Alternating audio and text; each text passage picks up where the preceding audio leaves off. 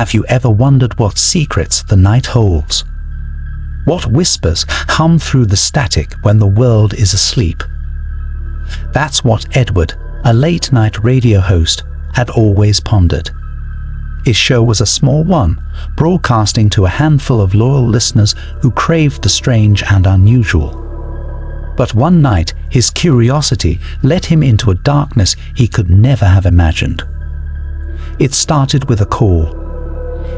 Edward had been discussing urban legends, the kind that send shivers down your spine. The phone lines were quiet as usual until the static broke and a voice crackled through. The voice was faint, almost drowned out by the interference, but Edward could just make out the words.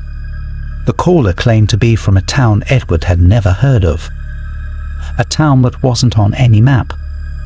Curiosity piqued, Edward asked the caller to repeat the name of the town, but the line went dead before he could get an answer. The silence that followed was unnerving, as if the very air in the studio had thickened. Edward shook it off and continued with his show, but the call lingered in his mind.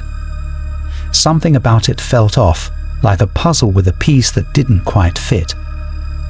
Over the next few nights, the calls continued. Each one from a different voice, but all from the same mysterious town. The callers spoke of strange occurrences, disappearances, ghostly figures, and an overwhelming sense of dread that hung over the place.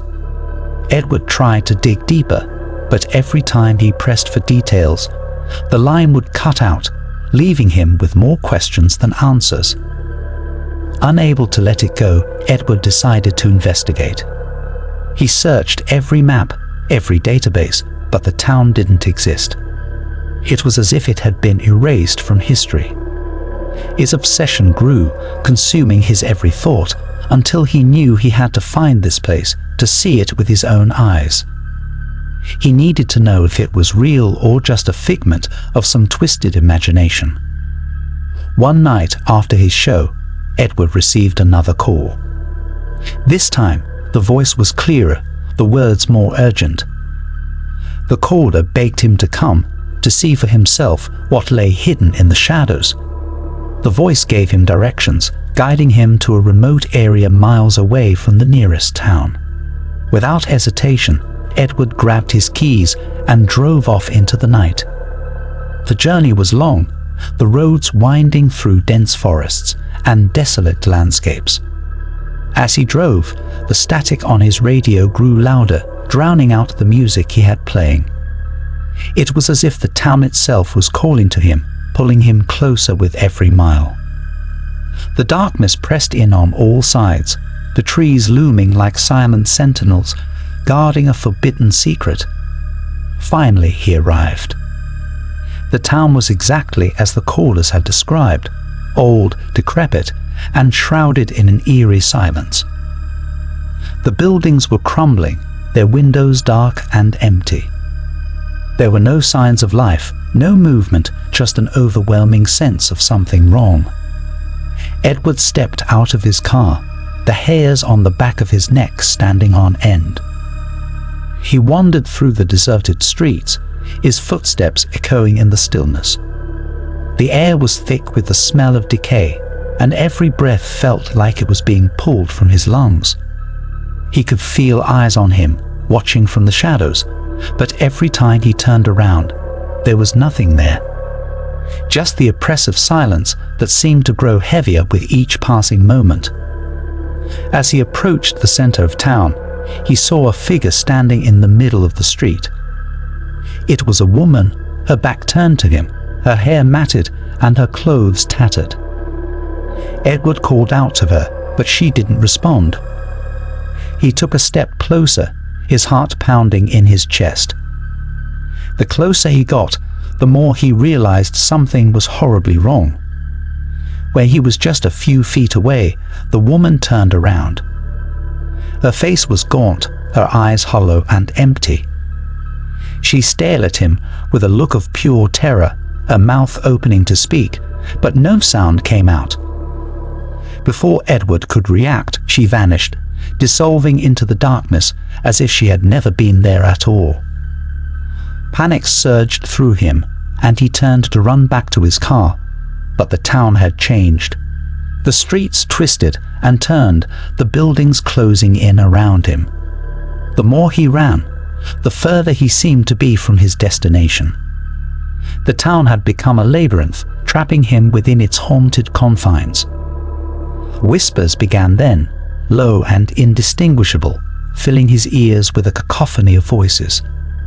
They grew louder, more insistent, until they drowned out his own thoughts. Desperate to escape, Edward stumbled into an old building. It was an abandoned radio station, its equipment covered in dust and cobwebs. He recognized it instantly. It was identical to his own studio. He moved to the console, his hands trembling as he turned on the microphone. The static filled the room, and then he heard it, his own voice, coming from the speakers. The broadcast was live, but it wasn't his show. It was a recording of the calls he had received, but distorted, twisted into something dark and sinister. The voices were not those of the callers, but something else entirely. They spoke of death, of entrapment, of never escaping. The realization hit him like a freight train. He was the last broadcast. The town wasn't just a place. It was a trap, a place where the lost souls of those who had been lured they were doomed to remain, broadcasting their final moments for eternity. Edward's breath hitched as the equipment around him sparked to life. The last thing he heard before the darkness consumed him was his own voice, repeating the same haunting message. And then, there was only silence.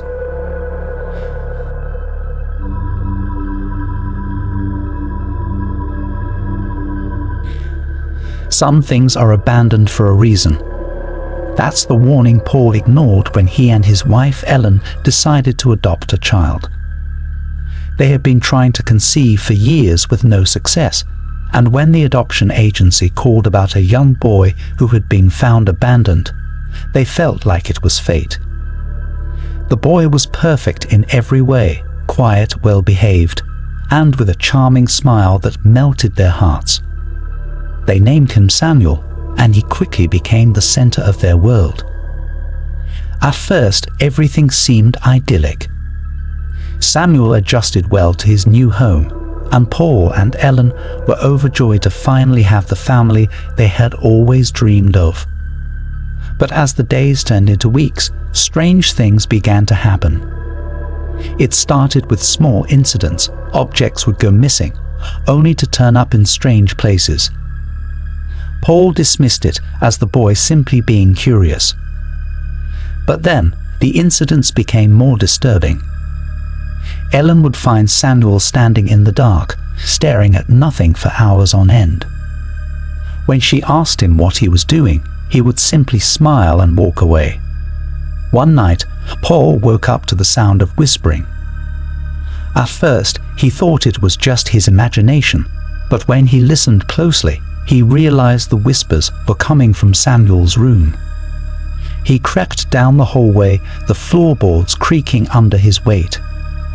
As he reached the door, the whispers stopped. He pushed the door open, expecting to find Samuel talking in his sleep, but the room was empty. The window was wide open, the curtains billowing in the breeze. Panic set in as Paul searched the house for Samuel, but the boy was nowhere to be found. He was about to wake Ellen when he heard a soft giggle coming from the backyard. He rushed outside, his heart pounding, and found Samuel standing at the edge of the woods, staring into the darkness. Paul called out to him, but the boy didn't move. When he finally approached him, Samuel turned around with a look that chilled Paul to the bone. The boy's eyes were empty, void of any emotion. He whispered something that Paul couldn't understand, his voice low and raspy. Then, without warning, Samuel ran into the woods. Paul chased after him, the branches scratching at his skin as he pushed through the dense undergrowth. He could hear Samuel's laughter echoing through the trees, but he couldn't see him. Hours passed as Paul searched the woods, his fear growing with each passing moment. He was about to give up when he stumbled upon an old, abandoned cabin. The door was slightly ajar and a faint light flickered from within. Paul approached cautiously, his breath hitching as he pushed the door open. Inside, he found Samuel sitting in the middle of the room, surrounded by strange symbols carved into the floor. The air was thick with a sense of dread, and the temperature had dropped significantly. Paul tried to coax Samuel out of the cabin, but the boy just stared at him with that same eerie smile. Then the door slammed shut behind them, and the light went out. The darkness was suffocating, and Paul could feel something moving in the shadows. Suddenly, the symbols on the floor began to glow, casting an eerie light across the room. The walls seemed to close in, and Paul felt an overwhelming sense of fear. He grabbed Samuel and tried to leave, but the door wouldn't budge. The whispers started again, louder this time, filling the room with a cacophony of voices. Paul could feel a cold hand brush against his arm, and he turned to see a figure standing in the corner of the room. It was a woman, her face gaunt and her eyes hollow. She reached out for Samuel, her fingers curling like claws. Paul pulled the boy away, but the woman's grip was strong. He could feel her icy breath on his neck, and the whispers grew more insistent. In a moment of pure terror, Paul managed to break free from the woman's grasp. He grabbed Samuel and ran out of the cabin, the door slamming shut behind them. They didn't stop running until they were back in the safety of their home. But the nightmare was far from over. The symbols from the cabin had etched themselves into Paul's mind, and the whispers still echoed in his ears. The next day, Paul and Ellen took Samuel back to the adoption agency. They couldn't explain what had happened, but they knew they couldn't keep the boy. The agency took him back without question, but as they left, Paul noticed the staff giving each other knowing looks. It was as if they had expected this all along. Paul and Ellen never spoke of that night again. They tried to move on, but the memory of Samuel and the horrors they had witnessed stayed with them. They never found out who Samuel really was or where he had come from, but deep down, they knew that some things are abandoned for a reason. And that reason was more terrifying than they could ever have imagined.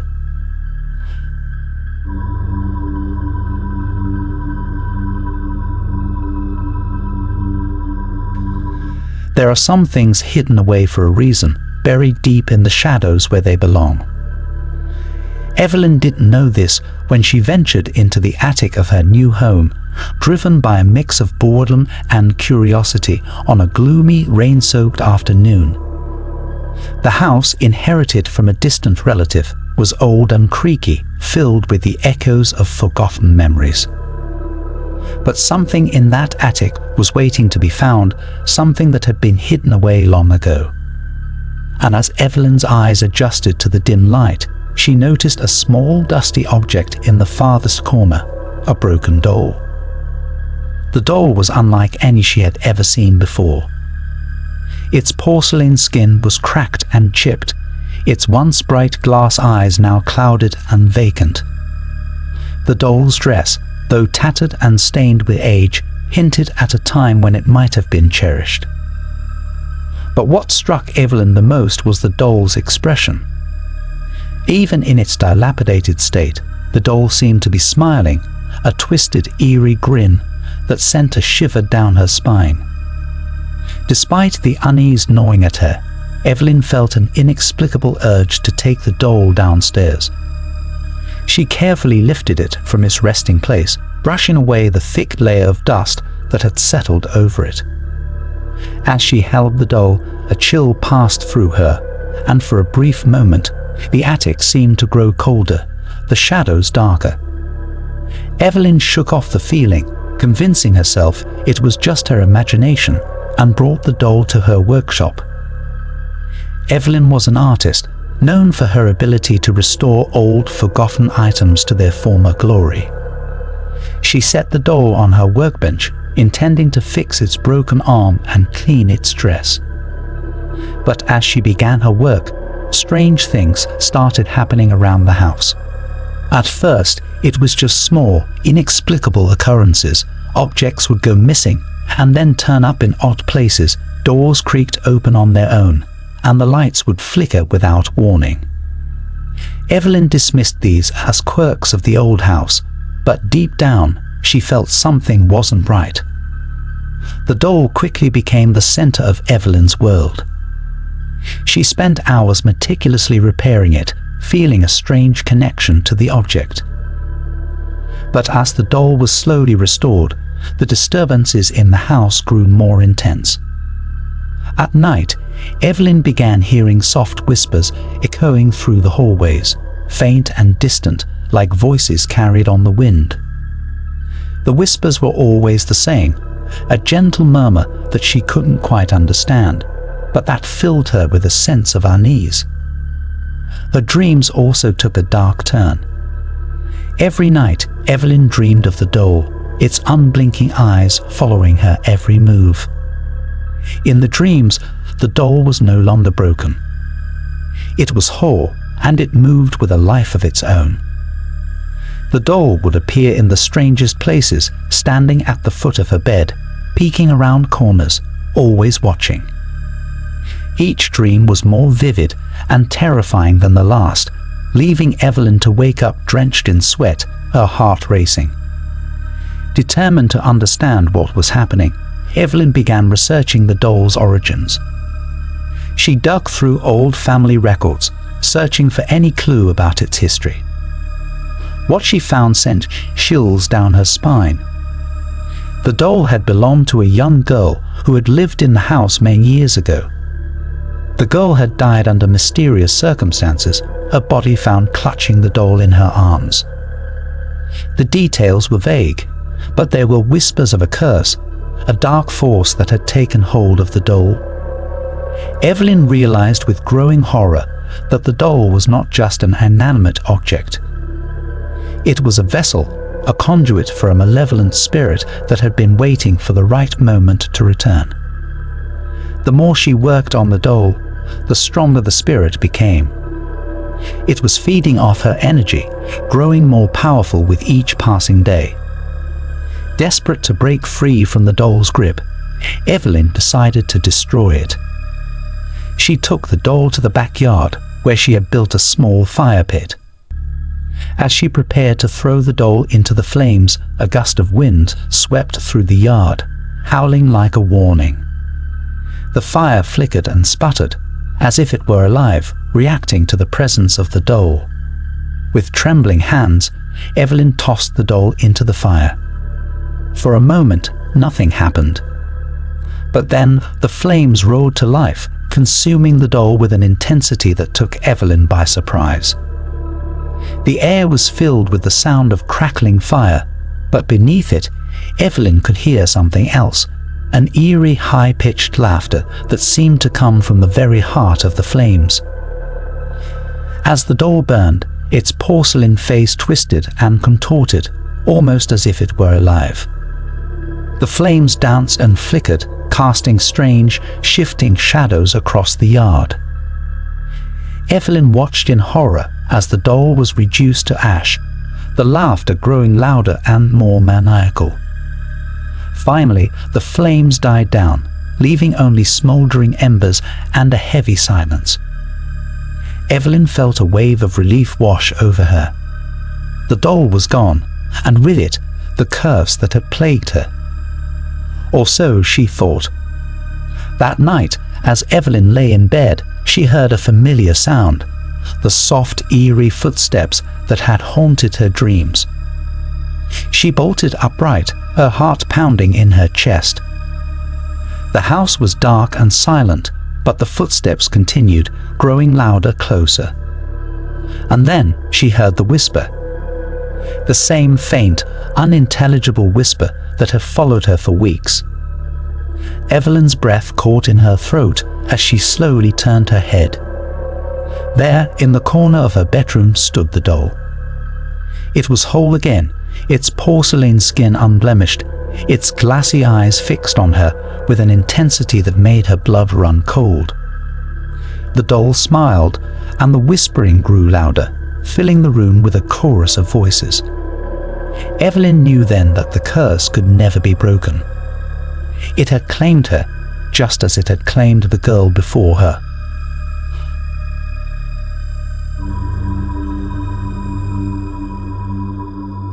There are doors in life best left unopened. Some paths, once taken, can never be retraced. Some places are meant to stay hidden, where no one should ever tread.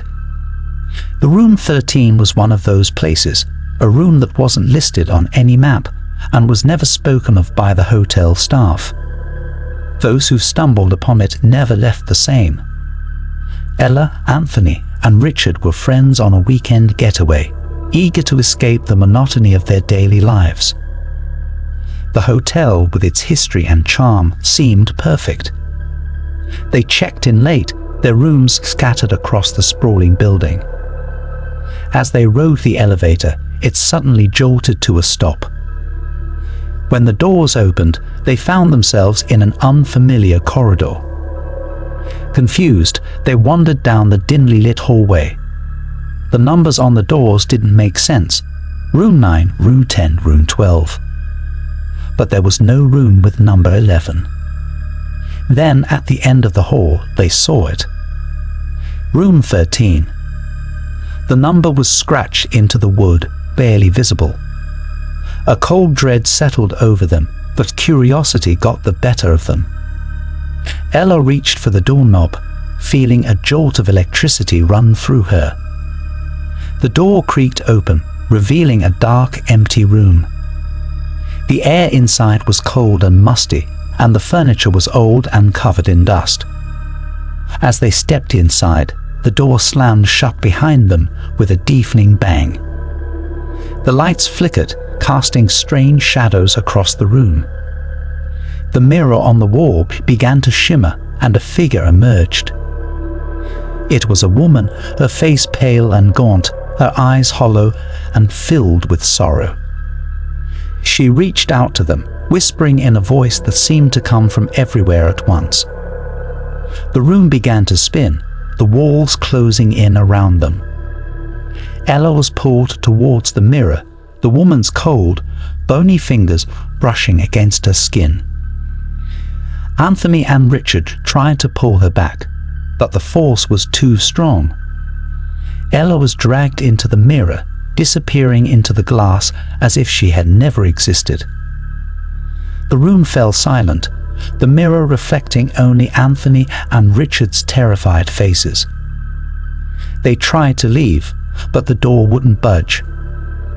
The whispers grew louder, filling the room with a sense of dread. They had to get out, but as they turned to find another way, the door suddenly swung open. They found themselves in a long, dark corridor that hadn't been there before. With no other options, they followed it, the whispers growing louder with each step. The corridor ended in front of another door, room 13. This time, Richard reached for the doorknob, his heart pounding. The door opened to reveal the same room, but it was different. The air was thick with cold energy, and the walls seemed to pulse with life. The mirror shimmered again, and the woman appeared, her sorrowful eyes locking onto Richard. She whispered his name, her voice filled with an ancient, unearthly sorrow. Richard felt his mind slipping as the room began to spin once more. Anthony tried to pull him back, but the force was too strong. Richard was pulled into the mirror, his body disappearing just like Ella's. Anthony was alone. The room was silent, the mirror reflecting only his terrified face. The door behind him creaked open, revealing the endless corridor once more. He knew he would never escape. As he stepped into the corridor, the door slammed shut, sealing his fate. The whispers returned, louder and more insistent, as the corridor stretched on into infinity. And somewhere, deep within the shadows, the ghost of Room 13 watched, waiting for her next victim.